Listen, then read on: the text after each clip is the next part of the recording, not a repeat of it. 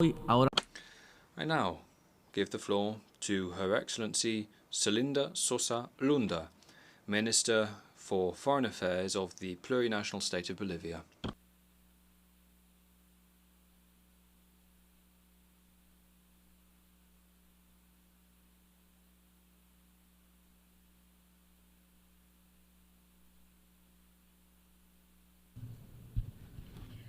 Muchísimas.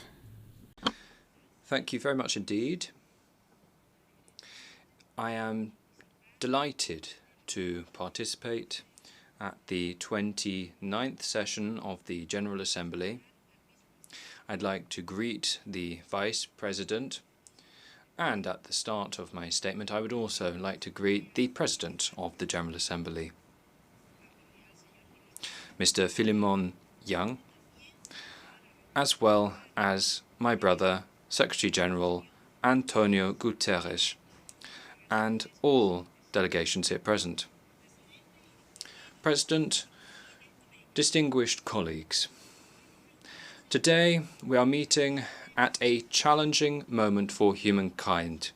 We are facing not one but many challenges which threaten our present and the future of generations yet to come. Climate change, inequalities, pandemics, geopolitical crises, and the democracy crisis, all of these are mutually self-reinforcing, worsening vulnerabilities and posing challenges which require urgent and coordinated solutions. We must do so collectively. The global economy today is becoming fragmented. The model of accumulating capital based on the hoarding of wealth in the hands of but a few. We have seen a rise in poverty, marginalization, and social instability in many places the world over. Meanwhile, financial markets continue to generate huge profits for the 1% of the global elite. Millions of people struggle to access the most basic resources. This crisis isn't only economic, it is also an ethical and social one. It highlights the deep structural rifts in the capitalist system and prioritizes profit over life and welfare and Mother Earth. Wars, the production of weapons, enormous military expenditure, and the dissemination of weapons doesn't only take massive resources away from sustainable development, it also fuels conflicts, exacerbating the suffering of human beings. Billions of dollars are destined to the production of weapons, while millions of people go without access to basic services such as education, health, food, and water. Instead of finding solutions to common problems, it increases global instability and hinders the achievement of the Sustainable Development Goals. The environmental crisis is one of the greatest threats, and still our actions are falling short. Global warming, deforestation, pollution, and biodiversity loss are wreaking havoc on our ecosystems, but they also have a direct impact on the lives of millions of people via extreme phenomena such as droughts, floods, hurricanes, all of which are ever more intense and which affect local communities and indigenous peoples. President, the transformation of technologies, which is unprecedented with the development of new technologies and artificial intelligence, are forms of progress which are changing how we interact. Let us work to ensure that this is a good change. But this technological revolution also forces us to ask major questions about global governance. in a world where technological power is concentrated in the hands of a mere few corporations and countries. Global governance needs to adapt to make sure that these technologies are deployed in an equitable, ethical way which serves the well-being of humankind, rather than entrenching inequalities or creating new forms of exclusion and control. Brothers and sisters of the world, given this crisis, we must act decisively to collectively tackle the global challenges that we face. It is high time that we change our models of development and bolster multilateral institutions to ensure that the planet is safe for future generations and to make sure that justice, equity and solidarity are the principles guiding our actions vis-à-vis international law and the Charter of the United Nations. The system which has governed the world order since the final days of the Second World War has shown itself insufficient in addressing today's crises, such as climate change, inequalities, regional conflicts, the pandemic, and new forms of economic interdependence. Because of this, a new world order based on multilateral cooperation, which is effective, respect for sovereignty of all countries, and equity in decision-making in the world is an imperative. To do so, we need to have a root and branch reform of international institutions such as the Security Council of the United Nations, so that they are more democratic and representative. We must move towards a system where global decisions are taken in an inclusive fashion, reflecting diversity and the various needs and visions of developing countries. With that in mind, we also will need to deeply and significantly restructure the international financial architecture, which is it should be based on economic justice, sustainability and inclusion, creating fairer mechanisms for redistributing sovereign debt, increasing the participation of developing countries within financial institutions, and promoting financing flows which can support sustainable development and action for the climate. It is also vital to redesign mechanisms for international cooperation in tax affairs, so that the most vulnerable economies have access to resources which allow them to address these many crises. Restructuring the international financial system is not only a technical matter. It is also a technical and political sine qua non if we are to build a more equitable, resilient and solidarity-rooted global economy. The 2030 Agenda and the Sustainable Development Goals continue to be in force. They represent our critical roadmap to addressing global challenges, including those which are most urgent. They provide us with a key framework for actions in international cooperation. Despite the fact that they are not on track for implementation, we must redouble our efforts and redouble our collective endeavour to ensure that this ambitious plan becomes a tangible reality and that it changes the lives of our peoples.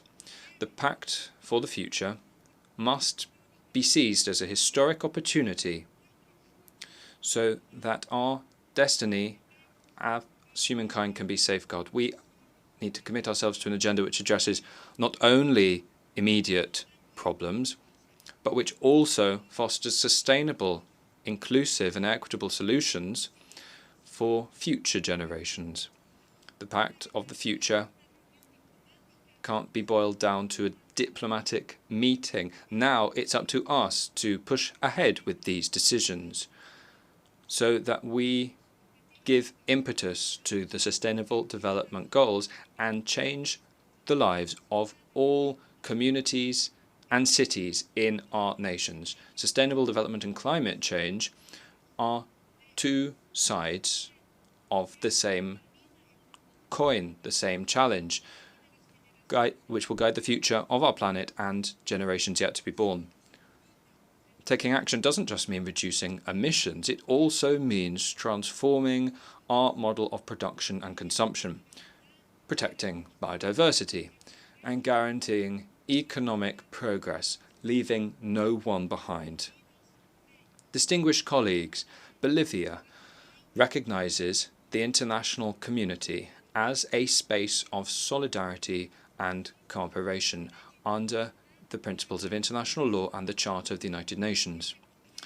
With that in mind, we reject unilateral coercive measures which violate the most fundamental human rights and which hold back the development of many peoples. We stand in solidarity with Cuba, with Venezuela, with Nicaragua, and with all countries the world over which suffer unfairly from these unilateral sanctions.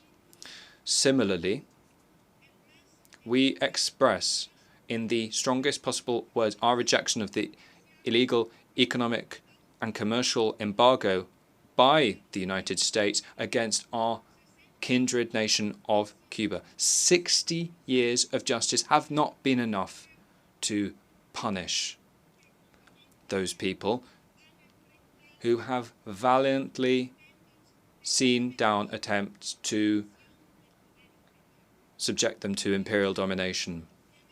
We are sure that sooner rather than later, justice and truth will prevail. This injustice is worse still when we consider that unilaterally the United States has included Cuba on the states which are deemed to be sponsors of terrorism. Cuba must be at the head of the list of countries which express the most solidarity in the world, and their people, showing solidarity, have reached all corners of the world, showing the best of their skills and sharing them with humanity. For decades, Palestine has suffered from a protracted conflict which has shaken regional stability, and they have asked for their dream of lasting peace. The occupation, forced expulsions and genocide have led the people of Palestine to face devastation and destruction, creating an open prison where thousands of people live, including mostly women and children. Peace and security in Palestine will not be achieved without a genuine commitment to human rights and an end to the genocide. Bolivia reiterates its full support to the exercise of self-determination and independence in Palestine within the 1967 borders, with East Jerusalem as its capital. Y esperamos que a la brevedad se... We hope that soon they will be a fully fledged member country of the Assembly of the United Nations. Brothers and sisters of the world, before this assembly I would like to reiterate Bolivia's commitment to the founding principles of the Charter of the United Nations and of international law. We see the UN as the highest multilateral organization created for humanity, development, peace and security, not just within our borders, but also internationally. Within that context, Bolivia once again reiterates our strong desire to abide by all decisions and resolutions of the judicial organs of the international system. Along those lines, Bolivia attended the International Court of Justice in The Hague in a trial linked to sovereign access to the Pacific Ocean. In that connection, the Court urges Bolivia and Chile to continue with dialogue and exchange in a spirit of good neighbourliness to address matters linked to a sovereign form of access to the Pacific Ocean. The solution to this has been recognised by both parties as a matter of mutual interest. The Court issued an appeal to both countries, asking them to resolve their issues on the basis of discussions so that Bolivia can have sovereign access to the Pacific Ocean, which we had during our Declaration of Independence, as recognised by that very court in its relevant ruling. My country stands ready to engage in dialogue when our counterparts decide to follow suit. We believe that this is a right of the Bolivian people. Bolivia calls upon the international community to protect and support indigenous peoples who have been the guardians of biodiversity and ancestral knowledge. At present, we face challenges which have been exacerbated by various crises. It's important to recognise the contribution they have made to climate action as well as their knowledge, which is fundamental, proposing to us a new model of development so that we can live well in harmony with Mother Earth. Similarly, within this chamber, allow me to share with you our concerns about the negative reputation enjoyed by the coca leaf, which to indigenous peoples represents part of our community and culture. Furthermore, we propose that we continue to make headway towards the promotion of gender equality policies and social policies with a focus on decolonization and ridding ourselves of the patriarchy. This will allow us to revolutionize social relations which have been perpetuated under the hallmark of gender inequality and oppression of our sisters.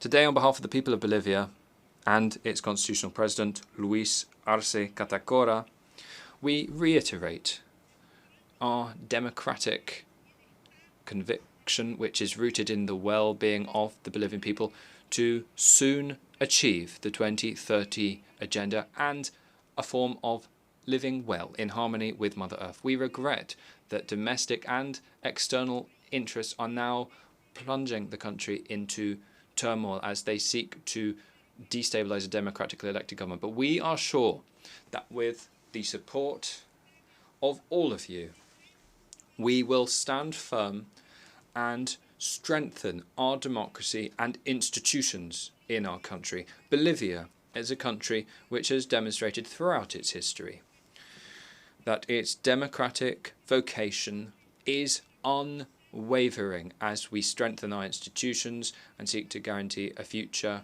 which is peaceful, prosperous, and progressive for all. This is the only goal we pursue as a government.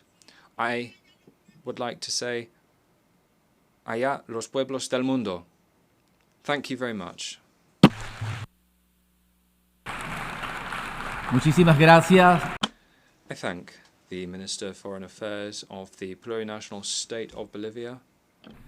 Hemos escuchado la We have now heard the last speaker in the general debate for this meeting.